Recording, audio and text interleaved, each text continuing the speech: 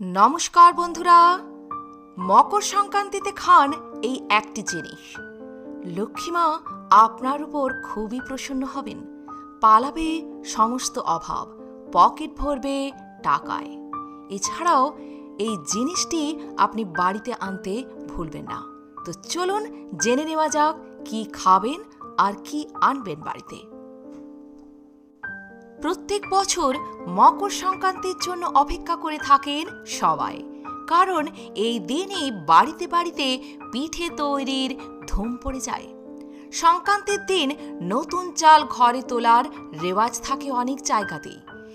একদিকে যেমন পৌষ মাসের শেষ দিন সেটি, অন্যদিকে ধনু রাশি ছেড়ে সূর্য গমন করে মকর রাশিতে। বাঙালির দিনপঞ্জিতে মকর সংক্রান্তি খুবই গুরুত্বপূর্ণ ও পুণ্য সঞ্চয়ের বিশেষ তিথি। ঘরে ঘরে পিঠেপুলি তৈরির পার্বণ পালিত হয়।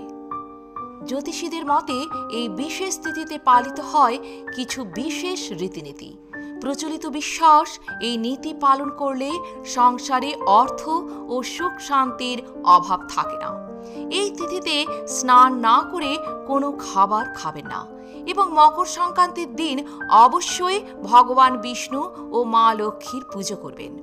এই পুণ্যতিথিতে ঘর বাড়ি পরিষ্কার করুন, ঘরের কোণা যেন অপরিষ্কার না থাকে। রান্নাঘর এবং রান্নার উপকরণ পরিষ্কার রাখুন, তাহলে মা লক্ষ্মীর কৃপা লাভ করবেন। আপনার সংসারে তার আগমনের পথ প্রশস্ত হবে। এই তিথিতে সূর্যদেবের পুজো করলে রোগ ব্যাধি থেকে মুক্তি পাবেন, যশ ও প্রতিপত্তি লাভ করবেন। এই তিথিতে খিচুড়ি ও মিষ্টি গুড় গ্রহণ অবশ্যই করবেন। কাজের ক্ষেত্রে উন্নতি হবে। কালো তিলের নাড়ুও গ্রহণ করবেন, তাহলে শনিদেবের কৃপা লাভ করবেন, অর্থনৈতিক উন্নতি লাভ করবেন। মকর সংক্রান্তির দিন কি কি শুভ কাজ করলে লক্ষ্মী দেবী অত্যন্ত প্রসন্ন হন তা জেনে নিন এরপর। মকর সংক্রান্তিতে গঙ্গা স্নান করা উচিত। কথিত আছে যে এই দিনে গঙ্গা নদী পৃথিবীতে অবতীর্ণ করেছিলেন। তাই মকর সংক্রান্তিতে গঙ্গা স্নান করার সময় বা গঙ্গা জলে কালো তিল যোগ করে স্নান করলে পুণ্য লাভ হয়। মকর সংক্রান্তির দিনে গরুকে সবুজ ঘাস খাওয়ানোর জন্য অনেক গুরুত্ব দেওয়া হয়, তাতে সৌভাগ্য বৃদ্ধি পায় বলে জানা গিয়েছে। মকর সংক্রান্তির দিন গরুর ঘিতে সাদা তিল মিশিয়ে দেবী লক্ষ্মীকে আরতি বা যজ্ঞ করতে পারেন, তাতে ঘরে চিরকাল দেবী লক্ষ্মী বিরাজ করবেন। মকর সংক্রান্তির দিন ঘুড়ি উড়ানো উচিত।